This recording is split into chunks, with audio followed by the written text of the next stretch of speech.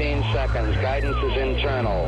10, 9. Ignition sequence start. Space Nuts. 5, 4, 3, 2. 1, 2, 3, 4, 5, 5, 4, 3, 2, 1. Space Nuts. Astronauts report it feels good. Hello once again, and thank you for joining us on the Space Nuts podcast, episode 100 and something, 48, I think.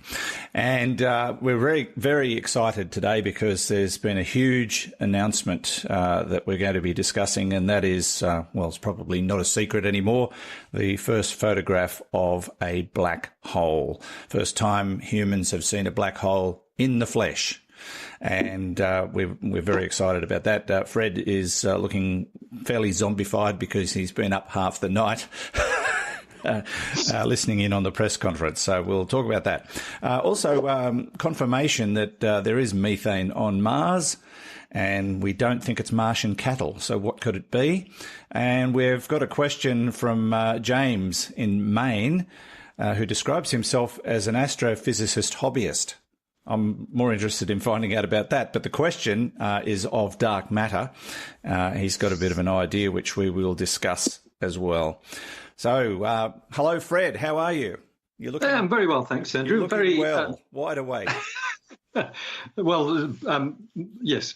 The parts of me are awake, but most of me isn't. Yeah, I'm a bit the same for a very different reason. We've switched back to Eastern Standard Time here. Yeah, right. So, as I said on my radio show the other day, switching out of daylight saving into standard time is the closest you get to jet lag without moving.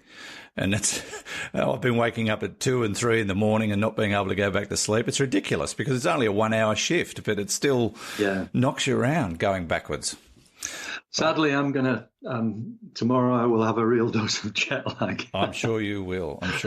But let's get to the crux of the matter. This exciting news that's been announced overnight, our time, that the Event Horizon Telescope has indeed shown us a black hole for the first time in the history of history.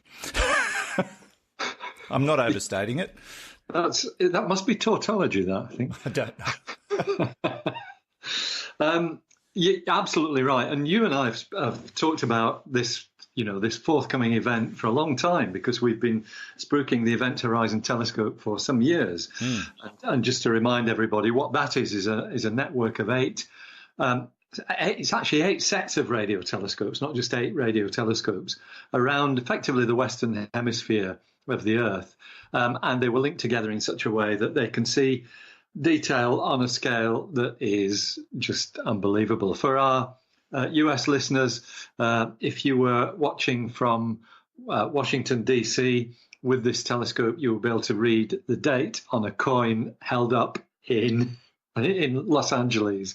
So it's that kind of resolution. Likewise, you could do the same sort of thing with, if you imagine yourself in Sydney, reading a newspaper in Perth over somebody's shoulder, as Alan Duffy said this morning. However, I would challenge anyone to be able to read what's on a $2 coin in Australia at the moment. They are getting so small with everything they're putting on them. It's ridiculous. So I need that telescope. When you probably need it anyway. That's right. Yeah. So, but the big surprise, Andrew, is what we didn't see, because I think I was not alone. I attended the media conference by live streaming. I wasn't there, but watched it all on the interweb. I think most people in that audience were surprised that what we weren't seeing was an image of the supermassive black hole at the center of our own galaxy, because that's the nearest one. Yeah, well, I automatically thought that's the one we would be looking at. Yeah, me too. But we had hints, I guess, earlier in the week when the announcement was made that there's going to be a major media announcement from the EHT, the Event Horizon Telescope.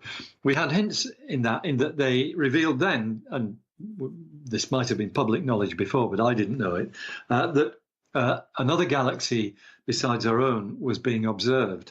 A galaxy far away, 55 million light years away. It's called M87.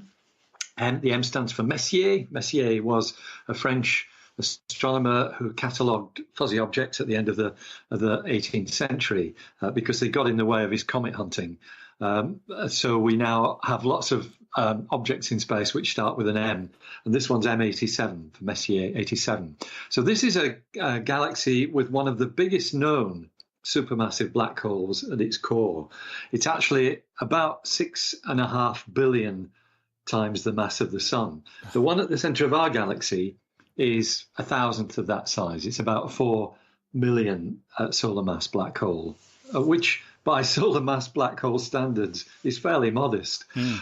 So ours is much nearer, but it's much smaller. So they've gone for the big one first, and that that was a surprise. The surprise was when the image was revealed of the M87 black hole shadow, in a sense, because what we saw was a blobby image. And when you're imaging something that small, 55 million light years away, you're not going to expect much more than a few blobs, like a kind of badly made donut. It looks like an orange-flavoured donut in real terms, which I think would be disgusting. But I suppose it's probably cruel to say because of all the effort that's gone into this, but it's a pretty underwhelming image in the scheme of things. But it's an image nonetheless. We've got a picture. It's yes. Actually the sort of picture I take as a stock standard myself. That's when you're taking something right in front of you, not on the other side of the universe. 55 metres away. Yeah, that's right. So, yes, you're right. And I was hoping we'd rule the word underwhelming out of this podcast episode. Oh, I'll take the heat for that one. But you're right. It's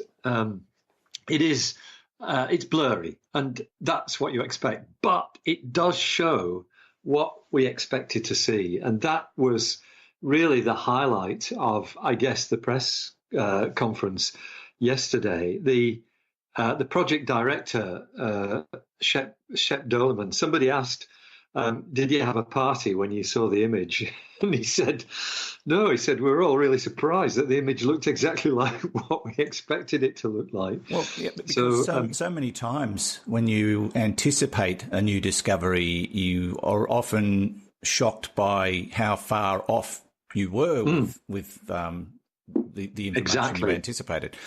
In this case, that didn't happen at all. No, that's right.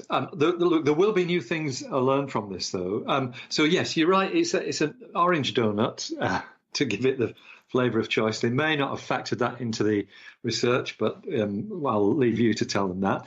The orange donut has a bright patch on one side. Actually, on the lower half is brighter than the upper half. In fact, if you look at it half closed, it looks like a one-eyed person with a big smile on their face.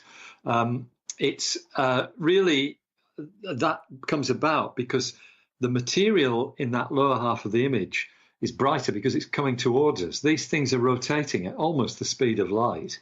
So it does funny things to the radiation. Of course, these are radio waves that we're seeing, not light, but they're photons nevertheless. If we had a visible light telescope sensitive enough, we could probably see it in visible light, but it's very bright in the radio. And of course, the dusty parts of galaxies are transparent to radio waves. That's the key thing for using radio telescopes.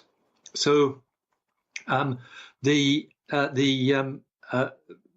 picture essentially shows, as I said, it's a donut. It's black on the outside and black on the inside. But the reason why it's black on the inside is different from why it's black on the outside. Oh, yes, because there's a hole. There's a hole there, that's right. So what we're seeing is not the event horizon itself. The event horizon is the point of no return around a black hole. It's the bit where you lose all hope because you're never going to get out of it. This is not the event horizon itself, though. This is a kind of silhouette of the event horizon because all this material is sweeping around the black hole in this enormous gravitational field. And that includes the light as well. So the photons, as well as everything else, are whizzing around the black hole. And the effect of that is that the light that we can see is photons of light, or radio photons as they are, that have just managed not to be swept up by the black hole. Their trajectory is, it's meant that they've skimmed the edge of the event horizon, but then they've escaped and they've whizzed off. And 55 million years later, they land in this suite of telescopes in the Western Hemisphere. So it is the nearest thing we've got to a portrait. Apparently, and I haven't checked the calculations of this. I've got the papers, the research papers, but I have not had time to read them yet properly. But the hole that we can see, the silhouette of the event horizon, I think is 2.5 times bigger than the event horizon itself. So it's like a shadow being cast on a wall almost that becomes bigger than the object that's casting the shadow if you've got the right kind of light source. So fantastic stuff. What happens to the other black hole, though, Sagittarius A, the one we all thought we were going to see images of? And the first question... Surely they're going to have a crack at that. Yeah, the first question in the press release was, the media conference, when they opened it up to questions, the first one was, so when are you going to show us Sagittarius A star, which is the radio name of the black hole at the centre of our galaxy? And the bottom line, the answer was, well, we're working on it still. We're still working. Yeah, they've got to get around all the dust and stuff. That's why radio telescopes work better in these circumstances. Yes, indeed. I was blown away by the amount of data they collected in this project. Right. I mean, good grief. It was 5 petabytes. And I loved the comparison. One of the scientists in the media conference last night put it into really good terms for me, because this is stuff I listen to all the time. How long's worth of MP3 recordings do you think it is? Well, I can tell you on my iPod, I've got about a month and a half solid listening if I wanted to sit down and listen. If you played everything back to back. Yeah, back to back, that's right. Whereas this amount of data that they've got from these telescopes will keep you going for 5,000 years. Gosh, so that's all right. Unbelievable. I mean, maybe the image wasn't surprising, but the amount of data was. I had a look. Good thing they weren't using the NBN. The copy of the image that I've got, now let's just see if I can find it. This is the final image. It's sitting on my computer. That is, hang on, where is it? Here it is. It's 11 kilobytes. So that's taken 5,000 years worth of MP3 data and rammed it down into a small... To grind it down. Yeah. You see, that's why we call it data reduction, which we do. I've spent a lot of my life, not so much these days, but reducing data. You get data from a telescope and then you reduce it. And I always think of the reduction as turning it into something useful, but the word is well chosen, especially when you get 5 petabytes down to, 11 kilobytes. Yes. It's pretty good. Good. This image has just gone berserk all over the place, popping up everywhere. People are looking at it and going, And I guess the remaining question is, are we ever likely to be able to get a clearer image? Well, I'm sure we will. Because, in fact, this was flagged in the media conference that, the next thing is to expand the project with more telescopes. So your Event Horizon telescope fills in the gaps. You've only got 8. It's not quite only 8 data points on this Earth-sized radio dish, but it's that kind of thing. And the more telescopes you can put in, the more detail you'll fill in with the images. Plus, they're going to go to higher frequencies. And what that does is gives you better resolution. So you see more detail if you can observe this thing at higher frequencies. So there is stuff to come, which I think is really exciting. May I just make one more comment about the media conference, though, Andrew? And Sure. That is that... the project director, Shep Doleman, it's a big collaboration, and he paid tribute to the many, many scientists involved. But he had a special praise for the early career researchers who carried out a lot of the drudgery there. That's really nice when people do that. That they actually cover the.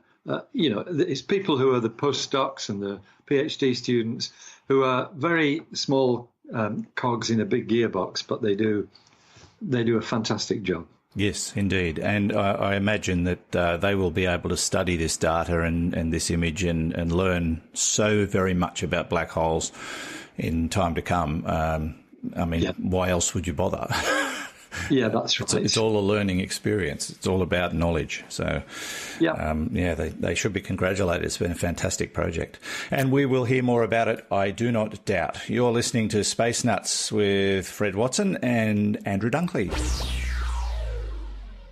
Okay, we checked all 4 systems and keying with a go. Space Nuts. Now, Fred, to another mystery of our solar system, and no less exciting in many respects, and that is that it seems to have been confirmed that there are spikes of methane on Mars or in the Martian atmosphere, which we have spoken about once or twice, and I think it even came up in our last episode, just off the cuff.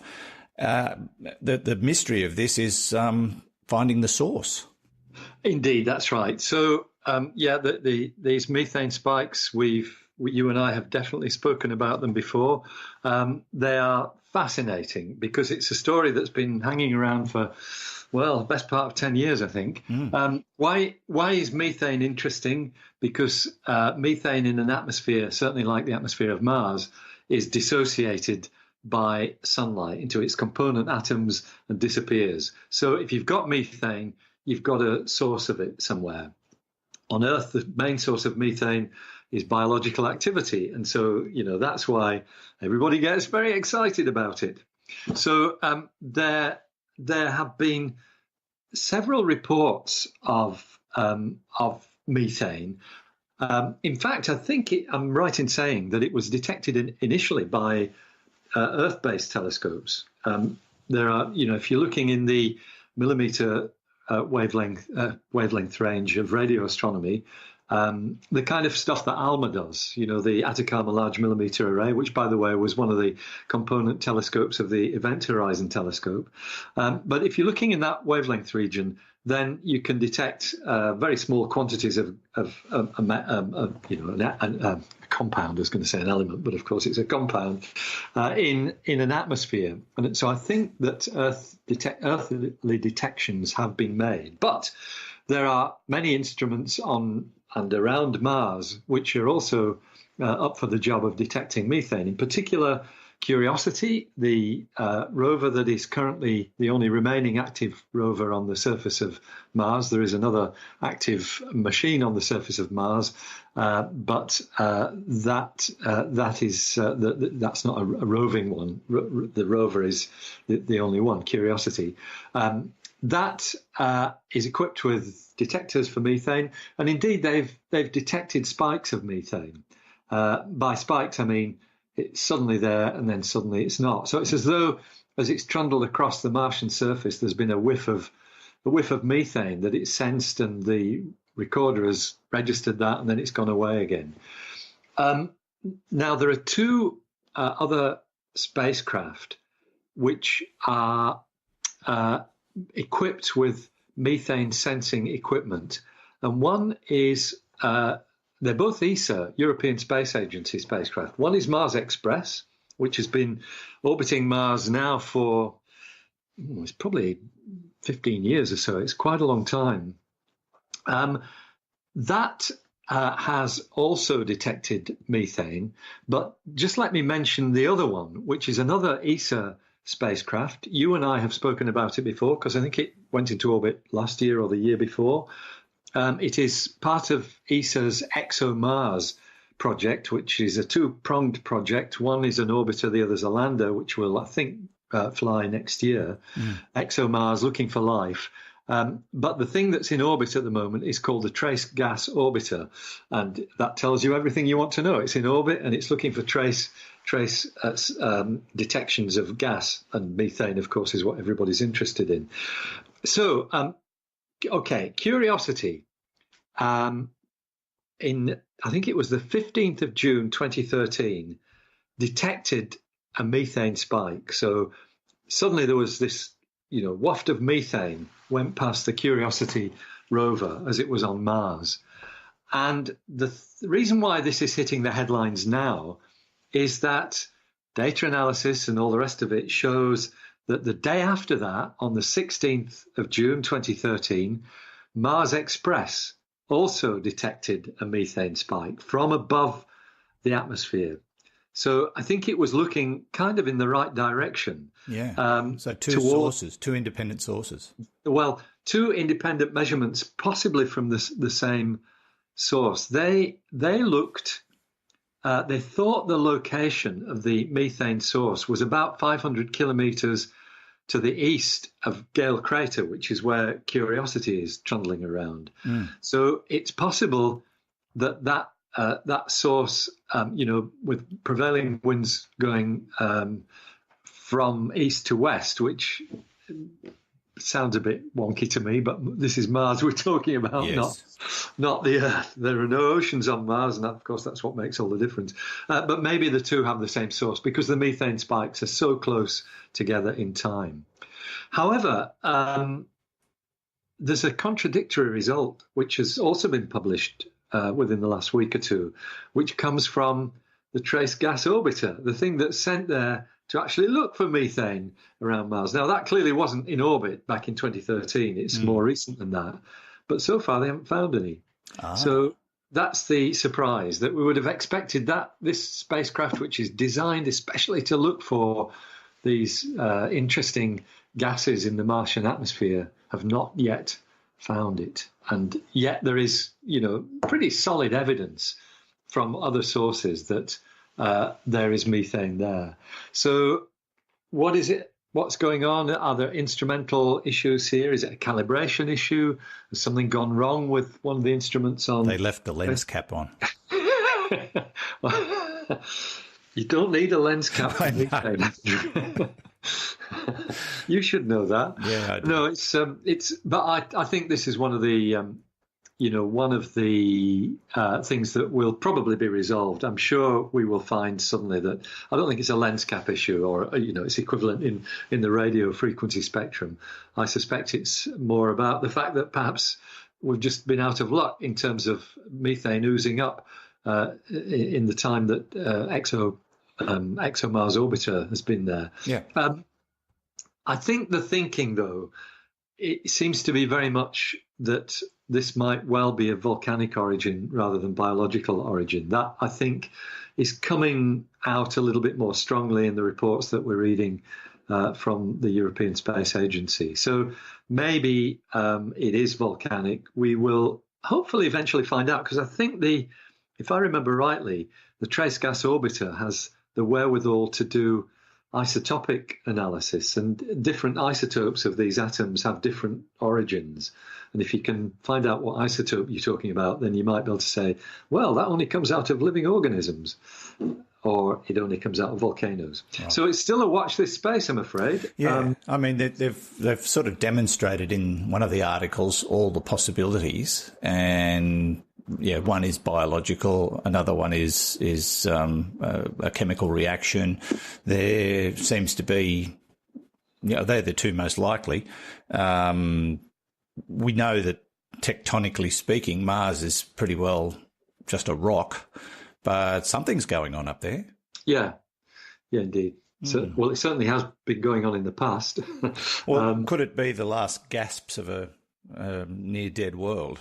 I think that's probably what the planetary scientists think it is. As you say, the last gasps of, maybe the last vestiges of plate tectonics that perhaps shut down on Mars 3 billion years ago, or something like that. Yeah. We will hopefully learn more in the not-too-distant future about methane on Mars. You're listening to Space Nuts. Andrew Dunkley here with, of course, Professor Fred Watson. 3, 2, 1. Space Nuts. Now, Fred, we're going to answer one question today, simply because we burnt the clock on the black hole. This one comes from James Lancaster in Maine, and he describes himself as an astrophysicist hobbyist. That's really exciting. You're going to have to email me, James, and explain it again. I'd like to know what that entails. But he says, thank you, gentlemen, for producing my favourite podcast. It's ours too, strangely enough, James. It's what I listen to when I escape my busy life. Here is my question. We all know the massive stars, black holes, planets, etc. can be inferred by observing their orbits. We also know that objects on the periphery of galaxies are travelling too fast to be explained by the observable mass of those galaxies. Where does it all break down? When do we think, or when do we need to think about dark matter to explain the objects orbiting the galactic centre? That's a deep question. It's a great question, It's a great question, James. Just talking to James for a minute. But I was going to say it's a great question, Andrew, too. I'm glad I asked it. Yes, I'm glad you asked it, On James, behalf of too. James.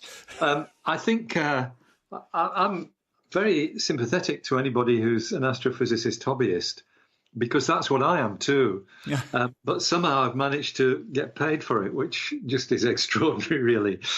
James, I think, since he has the letters MD after his name, is a much more useful a much more useful person than an astrophysicist would be. So it's great to hear from you, James, and it's a great question. Let me try and paint a picture. I'm going to draw a graph in your imagination.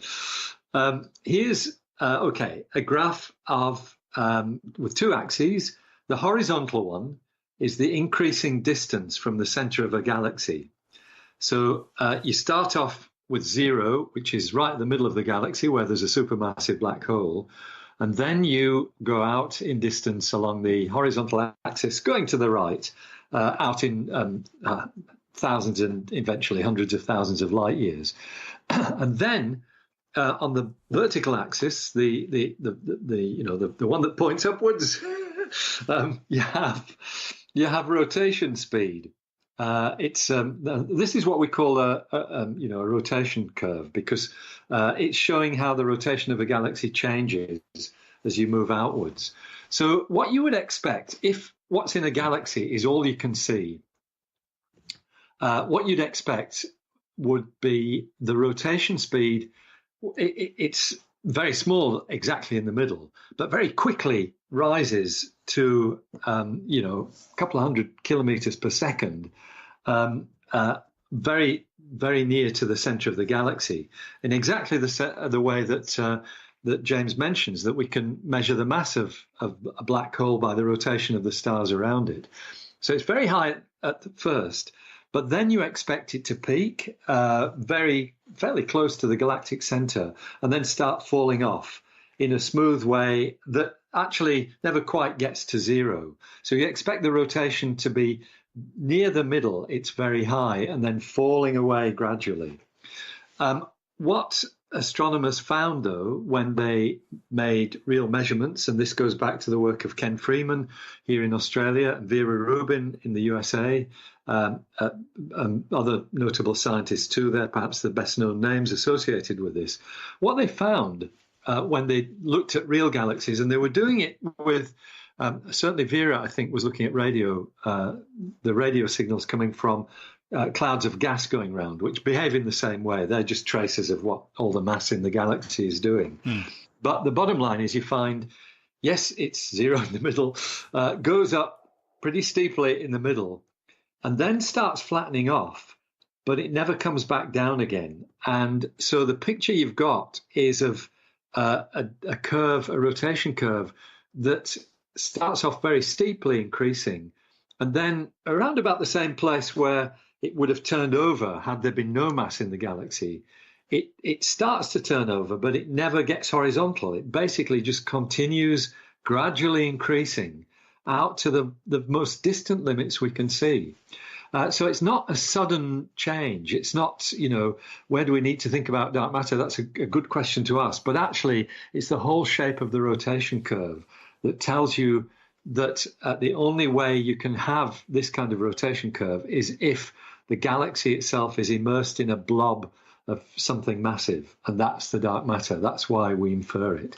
So it's the whole galaxy itself that's telling you that, not just one bit of it. Great question, though. Yeah, fantastic. I drew a graph, Fred. Good. Am I close? That's Is that good? I used to know a mountain that looked just like that in Lancashire. But yes, it is. It's close. It's close to it. It's what it should look. That proves that you actually explained it quite well. If I can take what you said and turn it into a little picture on a piece of paper and be right, gee, I must have missed my calling at school. Too many paper planes. That's the problem. Yeah. Should have drawn on them instead of flying them. I did do that, but I got in trouble for that too. The messages were not very positive. We might not go there. No, we won't. James, thank you for your question. Thank you for getting in touch with us from Maine. We appreciate it, and we do love your questions and your messages. Sometimes people just send us photos. Sometimes they just send us a note to say hi. And we love all that, so keep them coming in. And Fred, thank you. It's been a blockbuster episode with the first photo of a black hole and the confirmation of methane spikes on Mars. So we've had a pretty big day. I'm ready to go to sleep, really, to be honest. Oh, sleep well, Andrew. Sleep well. I hope you get over your jet lag. Yes, you too, having stayed up right through the night to get all this news. So we appreciate it. And thank you as always. It's great fun. Yeah, and, it's just wonderful to see all these new discoveries coming out. I'm just thrilled to be able to talk about it, Andrew. Fantastic. So we'll see you next time. We will. Fred Watson, astronomer at large, and from me, Andrew Dunkley, thank you for your company, and we will be back with you again next week.